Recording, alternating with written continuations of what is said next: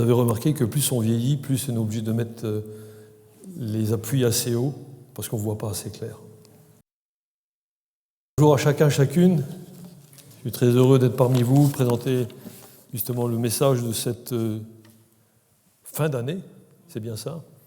Alors vraiment et nos chers auditeurs, j'aimerais aussi qu'ils puissent aussi entendre cette parole, et merci Seigneur donc pour le frère qui met les prédications sur le site de l'Assemblée.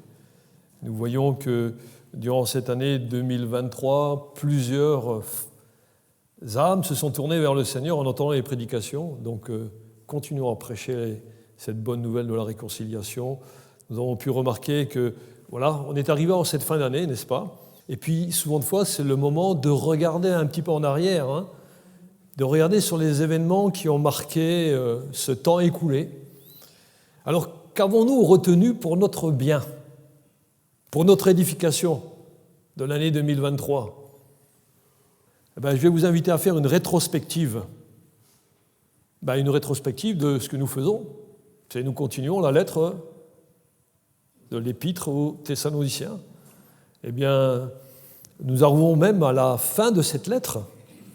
Et c'est merveilleux parce qu'il y a des choses extraordinaires et nous allons les tirer du texte.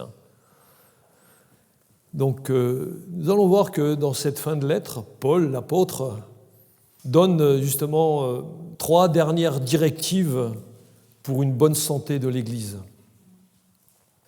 Rappelons-nous que Paul était arrivé à Thessalonique, donc dans cette ville de la Macédoine, vers l'an 50 environ. Donc vous voyez que ça remonte à très loin. Et depuis ce temps, nous avons cette lettre-là. Et puis Paul, selon son habitude, il va chercher un lieu de rencontre pour annoncer l'évangile de la grâce. Et il le remarquera, et nous pouvons aussi le remarquer lorsque nous lisons ce texte, que à chaque fois que la vérité de l'évangile est prêchée, il y a systématiquement un grand nombre de personnes qui refusent. Eh oui, ils refusent la volonté de Dieu à leurs égards, préférant, eux, rester sur des positions culturelles, pensant plaire à Dieu par leur propre mérite. Ainsi va le monde à sa perte. Mais, car il y a toujours un mais, qui montre que lorsque des cœurs se laissent toucher par la grâce de Dieu, il y a une réalité de transformation qui s'opère. C'est uniquement par l'annonce de la parole de Dieu. Et en ce temps-là, vous savez que ces personnes, au premier temps de l'Église, n'avaient que l'Ancien Testament pour se référer à ce que Dieu disait. Et aussi, cet Ancien Testament montrait que Christ devait venir ici-bas en prenant une condition de serviteur et aller jusqu'au sacrifice de sa vie pour réconcilier les hommes avec Dieu le Père. On voit ça dans Ésaïe 53. Alors, au temps de Paul, les écrits des apôtres et des prophètes envoyés par Dieu ont été pesés, analysés pour discerner que c'est bien Dieu qui donnait les directives pour l'Église que Christ s'était acquis. Parce que Christ est mort sur le bois de la croix pour l'Église, afin que nous soyons un, que nous soyons unis dans l'amour de Christ pour nous et unis dans l'amour que nous portons à celui qui a accepté Christ. Aujourd'hui, nous avons toute la Bible, et merci Seigneur, parce que nous avons en elle l'enseignement et les principes de vie pour notre marche chrétienne à la gloire de Dieu. Et dans cet épître, Paul avait à cœur d'encourager l'Église afin qu'elle puisse répondre, aux fausses doctrines, et aussi de réconforter le troupeau malgré les persécutions, parce que déjà, dès le premier temps, les chrétiens étaient persécutés. Ils subissaient justement les exactions de ceux qui refusaient Dieu. Mais Paul, surtout, il a exprimé sa joie de voir la foi mise en pratique par les frères et les sœurs. Il nous a aussi rappelé l'importance de la pureté et aussi il nous a rappelé que notre vie en Christ ne nous laissait pas oisifs. Nous avons besoin de manifester la grâce que Dieu nous a accordée par des paroles qui l'honorent, des actions qui montrent combien il est intervenu dans notre vie, combien il a transformé notre vie. Et nous avons pu remarquer aussi, dans les dernières prédications, cela a été dit, et vous pouvez le remarquer vous-même, qu'à la fin de chaque chapitre de l'Épître aux Thessaloniciens, Paul va prendre un soin, il prend un soin particulier d'ailleurs, de rappeler le retour du Seigneur. Et c'est cette réalité qui doit imprégner notre vie afin que nous ne négligions point cette merveilleuse rencontre qui aura lieu un jour avec notre Seigneur. Et nous avons même été encouragés à considérer que la sanctification, c'est la priorité de Dieu pour notre vie. Alors je prie vraiment que cette sanctification préserve chaque croyant de toutes les souillures de ce monde. Et cela est possible. Pourquoi ? Parce que quand on aime la parole de Dieu, eh bien nous allons la garder pour la méditer sur notre marche chrétienne. Et ça va enrichir notre vie parce que nous allons avoir la puissance de Dieu pour refuser les choses que ce monde sans Dieu veut nous offrir et veut nous égarer. Vous voyez que la sainteté et la sanctification, c'est être mis à part pour un usage qui est noble à la gloire de Dieu.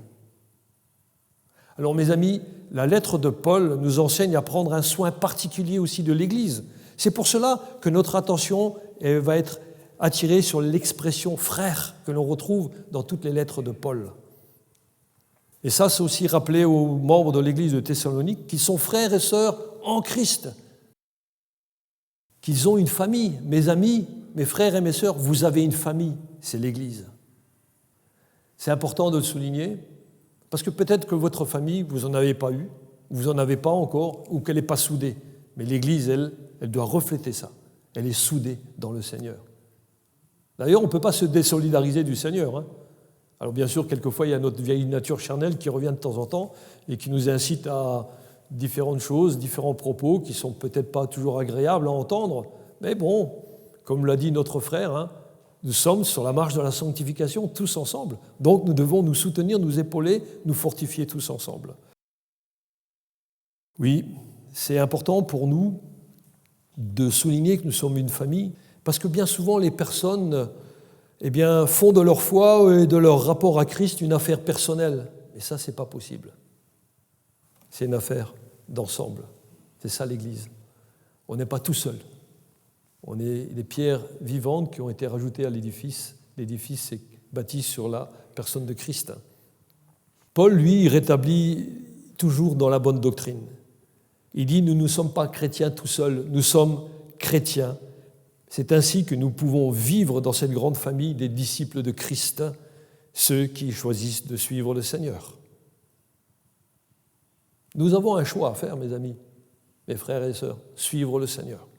Suivre ce que le Seigneur nous demande dans sa parole. Et c'est pour ça que l'enseignement biblique déclare clairement que lorsque nous sommes passés par le baptême, nous promettons de veiller les uns sur les autres et de prier aussi les uns pour les autres.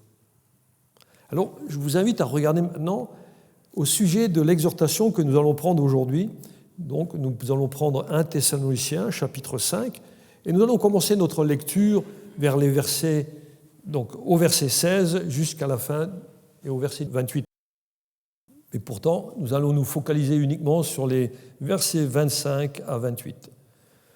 Je vais faire la lecture. Donc l'apôtre Paul, par le Saint-Esprit, nous rappelle toujours ceci. « Soyez toujours joyeux, priez sans cesse, rendez grâce en toutes choses, car c'est à votre égard la volonté de Dieu en Jésus-Christ. N'éteignez pas l'esprit, mais ne méprisez pas les prophéties, mais examinez toutes choses, retenez ce qui est bon, abstenez-vous de toute espèce de mal.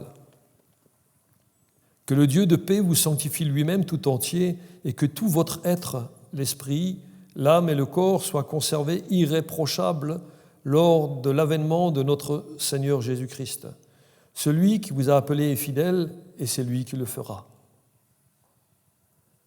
Voici l'exhortation du jour. C'est « Frères, priez pour nous.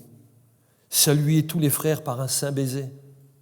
Je vous en conjure par le Seigneur que cette lettre soit lue à tous les frères. Que la grâce de notre Seigneur Jésus-Christ soit avec vous. Amen. » Des fois, on se dit, mais qu'est-ce qu'on peut rajouter ? C'est la parole de Dieu. Mais le Seigneur nous a donné aussi l'intelligence et les capacités pour pouvoir formuler l'explication de ces quelques versets que nous avons lus.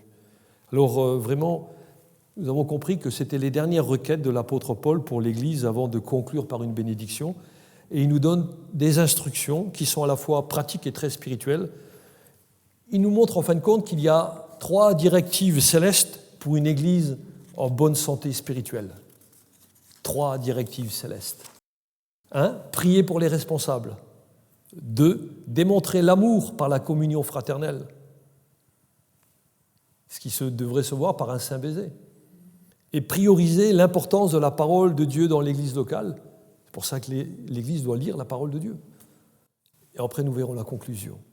Alors, regardons à la première des directives pour l'Église. C'est prier pour les responsables. Qu'est-ce que c'est prier ? C'est se laisser envahir par la présence de Dieu. Et comment on va se laisser envahir par la présence de Dieu ? Eh bien, c'est se mettre à l'écoute de Dieu par le moyen de la lecture des Écritures. Vous savez que tout au début de notre vie chrétienne, c'est par la parole que nous avons entendue que nous avons cru à ce moment-là. Et dès lors, la présence de Dieu en la personne du Saint-Esprit est venue faire sa demeure permanente en nous. Alors, quoi de plus naturel dans notre nouvelle vie que de prier, puisque la prière est encore et surtout un dialogue avec Dieu. Alors, si la prière elle est un dialogue d'amour avec Dieu, est-ce qu'on pourrait cesser de prier ? Pour le chrétien, cesser de prier, c'est comme cesser de respirer. Mais il faut comprendre que celui qui prie sans cesse reçoit toujours de Dieu sa nourriture, la parole.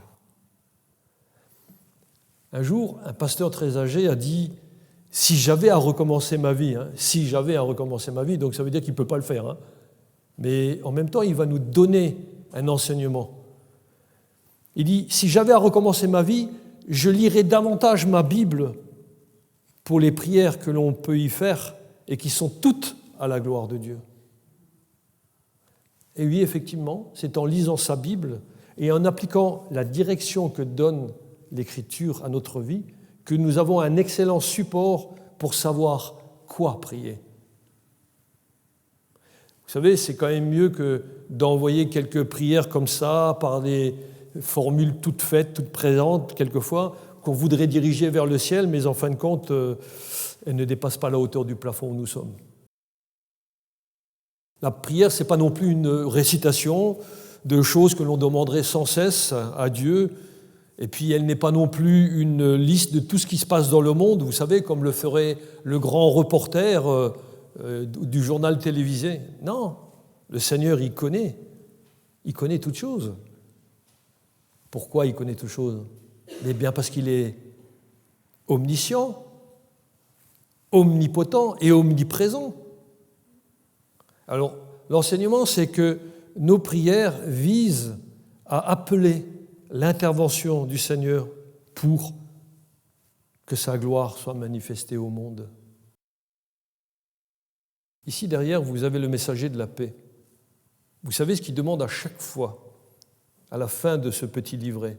Il dit « Priez pour nous », pour qu'on ait encore les capacités de proclamer la parole de Dieu, afin que des âmes soient réconciliées avec Dieu le Père.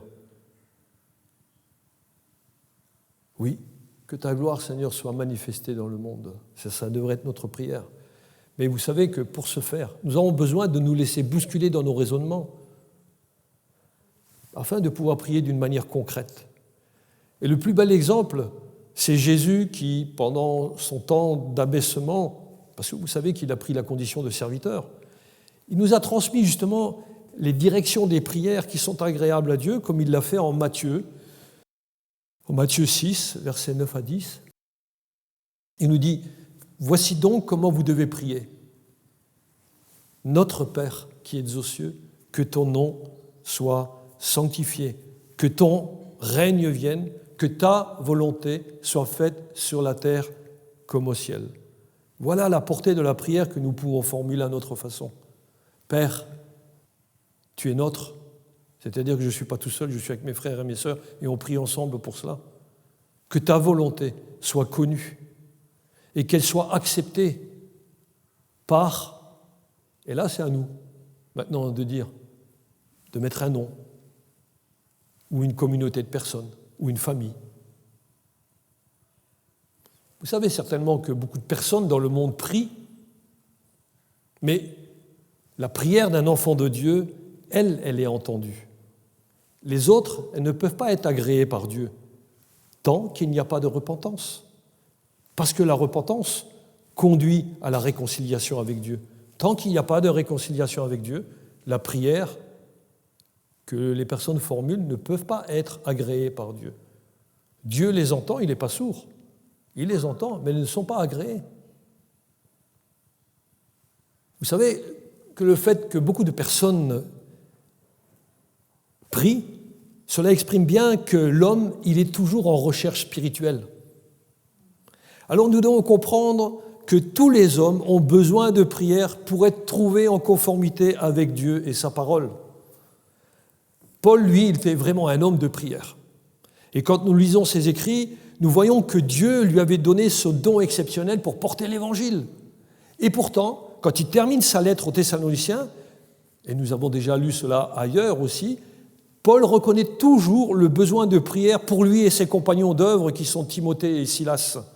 Il avait même demandé en 1 Timothée 2, les premiers versets de 1 à 4, il dit « J'exhorte donc avant toute chose à faire des prières, des supplications, des requêtes, des actions de grâce pour tous les hommes, pour les rois et pour tous ceux qui sont élevés en dignité, afin que nous menions une vie paisible et tranquille en toute piété et honnêteté. »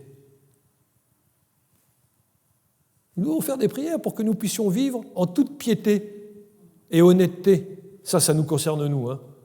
Toute piété et honnêteté nous-mêmes, mais aussi pour tous ceux qui nous gouvernent, pour tous ceux qui sont élevés en dignité.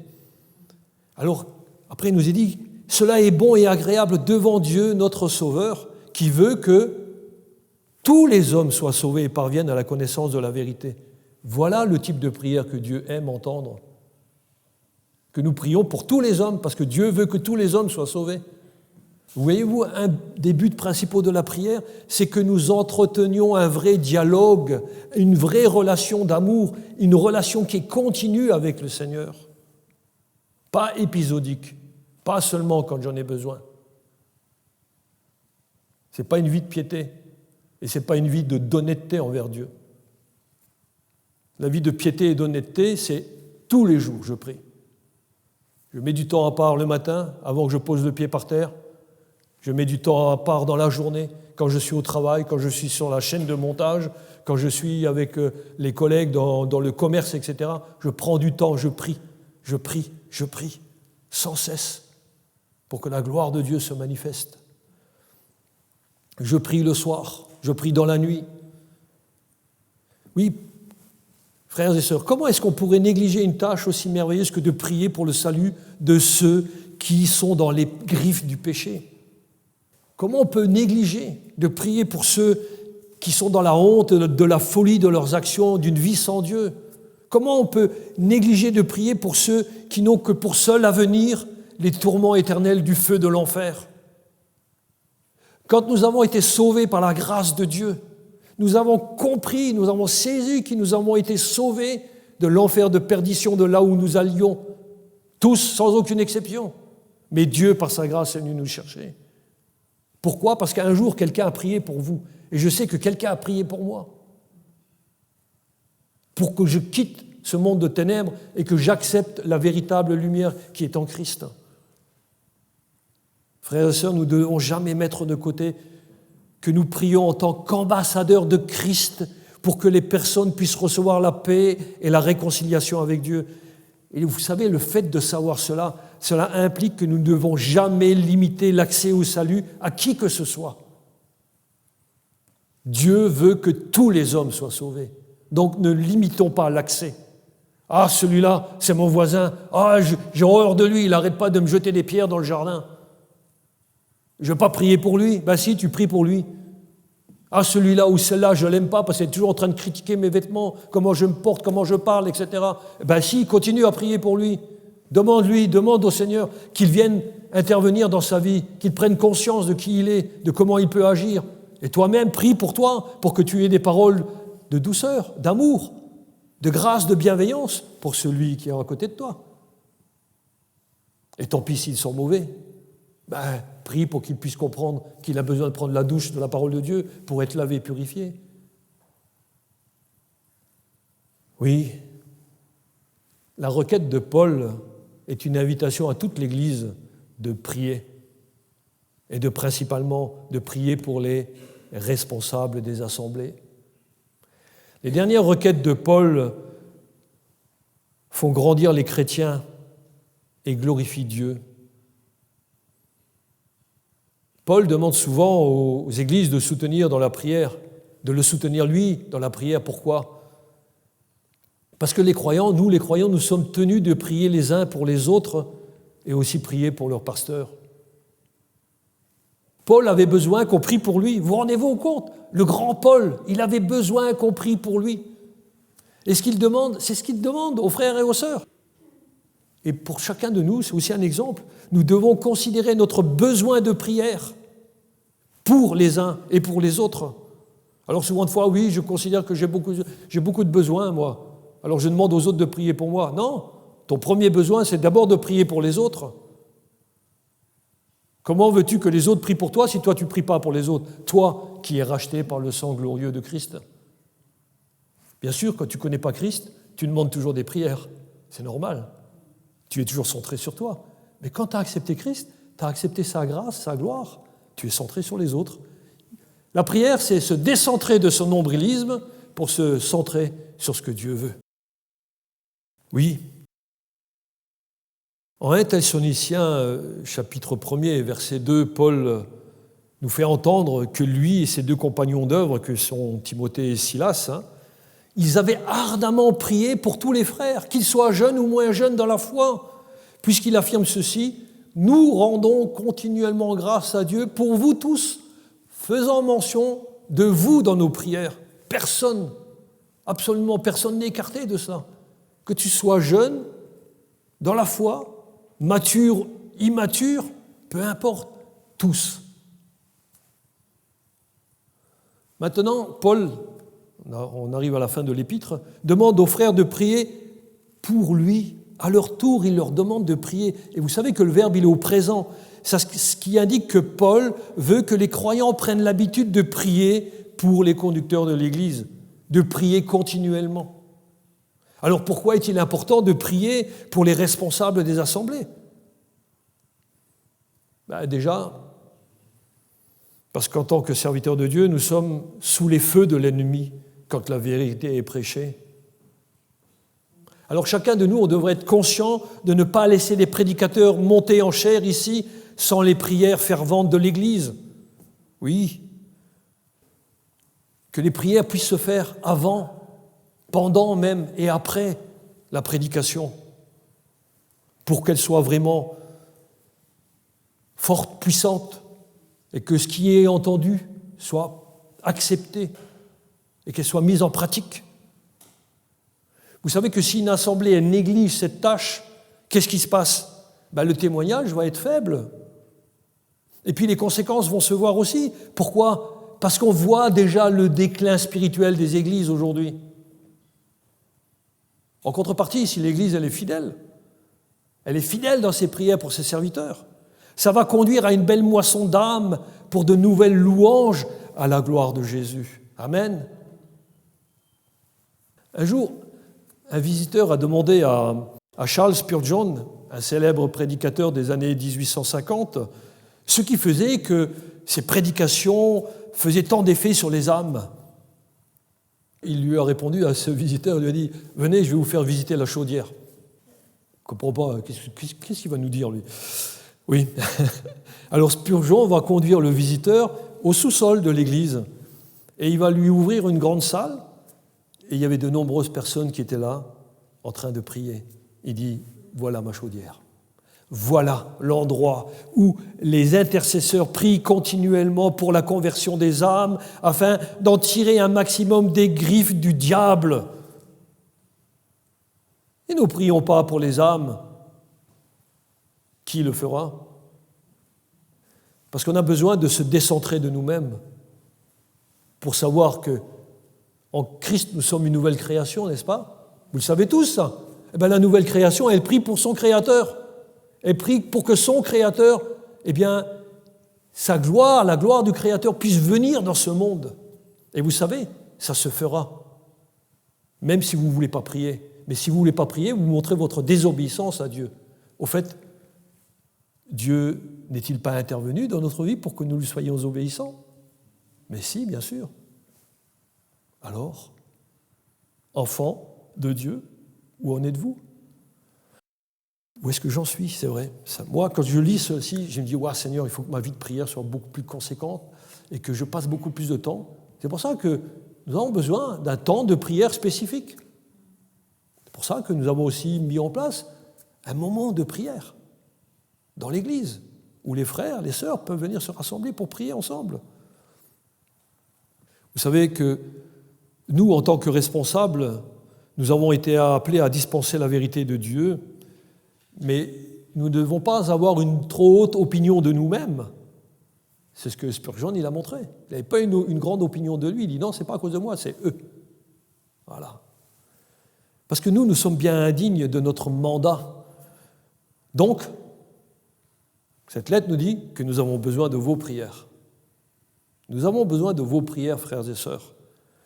Vous savez, ou peut-être vous ne le savez pas, mais très souvent, les responsabilités de l'appel de Dieu sur nos vies, elles vont fondre comme ça tout d'un coup, chaque jour. On ne s'y attend pas. Et quelquefois même, on ne sait même pas comment agir. On ne sait même pas comment réagir face aux circonstances qu'on va être amené à gérer. Et on ne sait pas. On ne sait même pas comment faire des fois. Et dans d'autres cas, on n'est même pas capable de réfléchir. Quand une situation imprévue, elle surgit comme cela, à ce moment-là, les forces, elles viennent à nous manquer. Et puis, on a des difficultés. On ne sait pas comment affronter les difficultés. Ah ouais, que de fois, j'aurais voulu lâcher prise. Tellement on peut être éprouvé. Il arrive trop souvent que cela mine notre courage et puis sape notre morale. Et puis, il y a aussi tellement de déceptions qui viennent assombrir notre travail d'enseignement et d'édification. C'est pour cela que nous avons désespérément besoin de votre compassion et de votre consolation, de vos prières dans nos vies, afin de tenir debout pour continuer à être fidèles dans le service. Ce que Paul demande aux croyants dans sa lettre, c'est que chacun soit conscient des requêtes de prière qu'il peut formuler pour son pasteur, pour leur responsable d'église. Ainsi, prier pour l'efficacité du pasteur dans la prédication de la parole de Dieu. C'est déjà une première requête. Il y en a d'autres. Il faut prier pour la sécurité du pasteur, parce que lorsqu'il annonce la parole dans la vérité, eh bien, il y a une confrontation qui est faite avec le monde impie, le monde spirituel mauvais. Et ça produit toujours des attaques. Vous ne les voyez pas, mais ça produit toujours des attaques, tout le temps. Église, priez pour que Dieu fortifie spirituellement votre pasteur et que chaque pasteur, moi-même, je puisse exercer le ministère avec intégrité, sans me laisser aller à l'écoute des médisances des uns et des autres, des volontés des uns et des autres pour faire quelque chose. Non, il faut avoir le discernement, priez pour le discernement. Priez pour que le pasteur reçoive la sagesse de Dieu dans son ministère. Oui, nous avons tant besoin de prendre des bonnes décisions et d'exercer un bon jugement en essayant de résoudre quelquefois des conflits, parce que ces conflits ne tardent jamais à arriver. C'est ça. Quand on est avec le Seigneur, c'est un combat. C'est continuel. Il y a un combat de tous les jours. Alors, qu'est-ce qui sort de notre bouche à ce moment-là? Il faut vraiment prier pour que les pasteurs dans les églises, frères et sœurs, soient plus fidèles encore pour gagner des âmes, afin que leur intégrité, mon intégrité, reste évidente. Il faut prier que tout ce que l'on programme soit vraiment conforme à la volonté de Dieu et que ce soit les plans du Seigneur qui puissent s'accomplir. Et puis, n'oubliez pas, nous avons des missionnaires. Priez pour que les serviteurs de Dieu qui sont envoyés dans le monde, priez pour eux. Priez pour toutes ces choses, pour leur intégrité morale, spirituelle, pour qu'ils puissent toujours prêcher la parole de Dieu. Parce qu'eux, ils comptent sur vos prières. Alors, c'est juste un bel équilibre. Puisque eux-mêmes prient pour vous, priez pour eux. Bien-aimés, nous voyons qu'il y a une grande importance de connaître les requêtes de prière et que nous avons besoin de prier. Maintenant, en connaissance de cause, regardons maintenant la deuxième instruction qui consiste à démontrer l'amour que nous avons les uns pour les autres par la communion fraternelle. Paul, en finissant sa lettre, il exprime le souhait que ses lecteurs se saluent les uns les autres par un saint baiser. Ouais, ça veut dire que ça ne doit pas être une attitude réservée, informelle, stoïque, droit, et on attend toujours que c'est les autres qui viennent. Non, c'est bien plus. C'est reconnaître que le saint baiser ne vient que de l'affection de Dieu pour nous et que nous devons communiquer maintenant cette affection à tous les frères et sœurs. Car en faisant ainsi, nous communiquons d'une manière concrète l'amour que Dieu a mis en nous. Et nous le faisons lorsque nous nous réunissons, lorsque nous nous rencontrons. Alors, sachons exprimer aussi cette joie d'appartenir à la famille de Dieu. Vous savez qu'au temps de Jésus, il était coutumier que l'hôte, il donne un baiser à celui qu'il recevait chez lui. Et il ne le donnait pas forcément sur la joue, il le donnait sur la main, sur le genou, sur les pieds. C'était un geste d'humilité. On va prendre un texte pour qu'il nous montre cela aussi. Luc 7, 45. Cette portion-là, elle nous révèle que cette parole qui est donnée, elle est adressée à un pharisien qui avait accueilli Jésus. Il avait accueilli Jésus. Alors on va dire, c'est super. Ouais, mais regardez la suite. Parce que lui, il n'a rien fait de ce qu'il aurait dû faire. Comme quoi, quelquefois, on peut accueillir, donc entendre la parole, mais ne pas faire ce que la parole de Dieu demande. Pourtant, chez lui, il y avait une femme, une pécheresse, qui avait reconnu la grandeur du Seigneur. Et Jésus dit à cet homme, il dit, « Tu ne m'as point donné de baiser, mais elle, depuis que je suis entré, elle n'a point cessé de me baiser les pieds. » Vous voyez ce geste d'affection.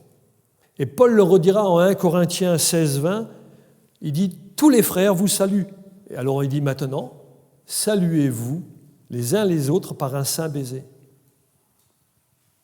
Vous savez, quand on reconnaît la grandeur du Seigneur qui nous a sauvés, on ne peut que témoigner de l'affection à ceux qui sont comme nous à ce moment-là, au bénéfice de la grâce du Seigneur.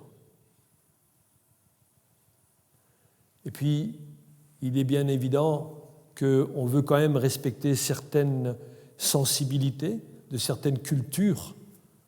Alors, on peut aussi exprimer notre affection en échangeant une vraie poignée de main, une franche poignée de main, ou encore par une accolade qui est cordiale, où on sent vraiment qu'il y a cette joie de rencontrer une personne qui se donne au Seigneur. Et ce qu'il faut retenir, c'est que nous avons à manifester notre affection mutuelle en Christ, mais en toute pureté. Oui, Paul lui veut vraiment que notre affection soit très concrète. Et il continue à nous interpeller maintenant dans ce verset 27, où il nous dit « Je vous en conjure par le Seigneur que cette lettre soit lue à tous les frères. » Voilà les termes forts dans lesquels il s'exprime. Et cela nous fait aborder cette troisième instruction, l'importance de la parole de Dieu dans l'Église locale. Alors, frères et sœurs, je vous en conjure par le Seigneur, que cette lettre vous fasse réfléchir. Et le terme conjurer en grec signifie lier par un serment. Ça nous oblige à reconnaître que cette lettre doit être lue à l'église de Thessalonique par les anciens et que c'est un commandement du Seigneur. Vous savez que les choses qui sont écrites doivent être reconnues comme étant inspirées par le Saint-Esprit. Et dans ce sens, cette épître, elle était destinée à faire partie des saintes écritures que nous avons aujourd'hui en notre possession. Vous comprenez bien que cette lettre n'était donc pas réservée à une élite ou à un cercle privilégié, mais elle est destinée à être lue par tous les frères pour tous les frères en Christ, où qu'ils soient dans le monde. C'est la recommandation de Paul à Timothée, que nous retrouvons aussi dans 1 Timothée 4, qui nous dit « Jusqu'à ce que je vienne, applique-toi à la lecture, à l'exhortation, à l'enseignement. » Donc on voit bien l'importance de la parole de Dieu dans l'Église locale. Et pour bien remettre la situation dans ce contexte, au début de l'Église, il n'y avait qu'une seule copie de la lettre. C'est Paul qui l'écrit aux Thessaloniciens. Il était donc impossible de la lire individuellement. Et puis, il faut aussi savoir qu'en ce temps-là, la plupart des personnes étaient illettrées. C'est pourquoi c'était à la charge des anciens de l'Église de la lire à haute voix dans l'Assemblée, afin que chaque auditeur puisse la recevoir comme ce qu'elle est vraiment, comme une révélation qui vient du ciel, qui est vraie et qui fait autorité dans la vie.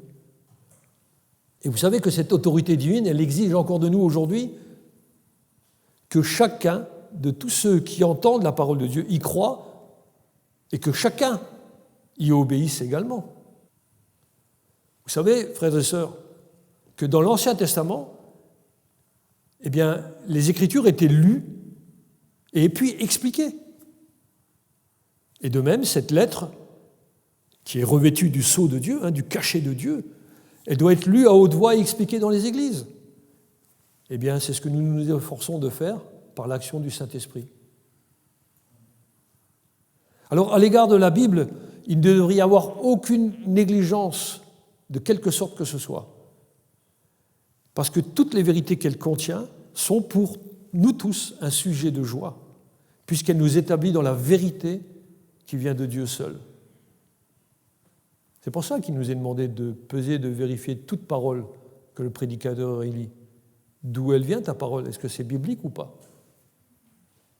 Alors bien sûr, quelquefois ça fait mal, et puis on refuse.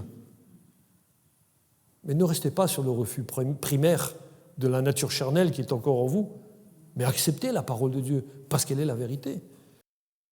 On doit être vraiment convaincus, frères et sœurs, que ce n'est que par la lecture et la méditation de l'Écriture que chacun des membres des églises va pouvoir grandir en maturité spirituelle, et puis elle va pouvoir se laisser conduire et guider par cette lecture de la parole. Alors nous avons vraiment besoin de prier qu'en chacun de nous, nous ayons ce cœur qui soit réveillé, cette conscience qui soit réveillée afin de nous appliquer à lire la Bible personnellement, mais aussi à venir l'écouter ensemble dans l'Assemblée. Et en agissant de la sorte, nous serons équilibrés et utiles dans l'œuvre du Seigneur. Nous pouvons remarquer que ces versets 25, 26, 27 nous parlent des trois clés qui contribuent à une vie chrétienne couronnée de succès. Au verset 25, c'est la prière. Au verset 26, c'est l'amour. Au verset 27, c'est la lecture et l'étude de la parole de Dieu. Et puis maintenant, en conclusion, nous sommes invités à regarder que nous puissions vraiment prendre conscience que ces trois instructions, nous avons besoin de les sceller dans notre cœur, parce qu'elles sont des clés pour comprendre que la joie d'appartenir au Seigneur ne se trouve que dans sa grâce. Il est expressément mentionné et proclamé ceci au verset 28, que la grâce de notre Seigneur Jésus-Christ soit avec vous. Et la grâce nous fait rentrer dans ce que nous avons lu précédemment. Elle nous fait entrer. Paul termine en fin de compte toutes ses épîtres en mentionnant la grâce de Christ. Vous savez pourquoi? Parce que dans le christianisme, c'est la grâce du début à la fin. de l'appel de Dieu sur notre vie, jusqu'à la fin de notre existence. Nous avons tout par grâce. Effectivement, dès le début de notre conversion, nous avons appris que la grâce, c'était quoi ? C'était une faveur imméritée qui est donnée par Dieu aux pécheurs repentants. Éphésiens 2, verset 8, qui nous dit ceci. « Car c'est par grâce que vous êtes sauvés par le moyen de la foi, et cela ne vient pas de vous, c'est le don de Dieu. » Alors, chers auditeurs, si vous entendez ce verset, sachez que Dieu, Jésus, donc, n'a jamais rejeté un pécheur qui vient à lui dans l'humilité de la repentance et de la vraie foi. Alors venez dès aujourd'hui à Dieu, confessez vos péchés et affirmez vraiment que Christ est venu dans ce monde pour vous sauver. C'est pour vous que Christ s'est sacrifié sur le bois de la croix. Ainsi, Jésus a payé le prix de votre désobéissance, de vos péchés. Alors annoncez ceci, Seigneur Jésus, je plaide ta promesse de grâce. Ô Dieu, sois apaisé envers moi qui suis un pécheur. Et faites confiance à ce que dit Romains 10, versets 9 à 11, qui nous dit « Si tu confesses de ta bouche le Seigneur Jésus-Christ et si tu crois dans ton cœur que Dieu l'a ressuscité des morts, tu seras sauvé. » Mais il faut le faire. Parce que c'est en croyant du cœur qu'on parvient à la justice et c'est en confessant de la bouche qu'on parvient au salut selon ce que dit l'Écriture. Quiconque croit en lui ne sera point confus. Amen. Alors, chers amis, comprenez vraiment que c'est la foi que vous placez en Christ qui engage votre volonté de lui faire confiance pour votre salut. Il vous suffit simplement de l'exprimer verbalement et de le laisser agir par sa parole dans votre vie. Il n'y a rien de compliqué. Alors dès à présent, mettez votre confiance en Dieu, car il veut votre salut et il vous le donne sans aucun mérite de votre part, car c'est par sa grâce seule qu'il vous sauve. Croyez-le, car il n'est pas un homme pour mentir. Alors, frères et sœurs, nous, dans la suite de notre marche, bénissons sans cesse le Seigneur, car nous avons conscience que tout ce que nous recevons, c'est uniquement par grâce. Nous avons à saisir, chers auditeurs, que tout ce que Dieu fait en notre faveur, c'est uniquement par grâce, et cela n'est possible qu'en Jésus-Christ. Ni vous, ni moi, nous ne méritons quoi que ce soit. Tout ce que nous avons, tout est grâce. Rien que par grâce. Alors je termine. Recevez par pure grâce la parole de Dieu et appliquons nos cœurs à mettre en pratique ces 3 instructions de prier, d'avoir de l'amour pour les frères et les sœurs et de prioriser la lecture et la méditation de sa parole. Alors en faisant ainsi, nous glorifierons Dieu de nous avoir donné dans sa grâce un si grand sauveur en Jésus-Christ. Amen. Je vous invite à la prière. Seigneur Jésus, dans ta grâce, Seigneur, tu nous as fait arriver à ce temps-ci, à la fin de l'année 2023. Et nous affirmons que nous avons tout reçu par ta grâce dans cette année. Et nous proclamons que tout ce que nous allons recevoir dans ces prochains temps, c'est toujours par ta grâce. Parce que, à toi seul, Seigneur, nous voulons que reviennent l'honneur, la gloire et la louange. Un jour, nous serons dans tes parvis, puisque tu as dit que tu allais nous préparer une place auprès du Père, et nous sommes conscients de cela. Aide-nous, Seigneur, à ce que notre conscience, Seigneur, soit continuellement éclairée par ta parole, et que par ta parole, nous puissions élever vers toi ces prières, des prières d'action de grâce, des prières de reconnaissance, des prières, Seigneur, de ta bienveillance dans nos vies. Oui, que nous ne lassions point, Seigneur, l'âme découragée, mais que nous regardions toujours aux circonstances de cette vie, afin que nous portions nos regards, Seigneur, vers la félicité céleste qui nous attend un jour. Et nous voulons vraiment te bénir, Père, pour ce merveilleux salut que tu accordes à ceux qui se confient pleinement au Christ. Oui, ton Fils qui est béni éternellement. Oui, Seigneur, nous te rendons grâce d'avoir entendu et cru en ta parole. C'est toi, Seigneur, qui a fait en sorte que nous puissions entendre cette parole, et c'est encore une grâce.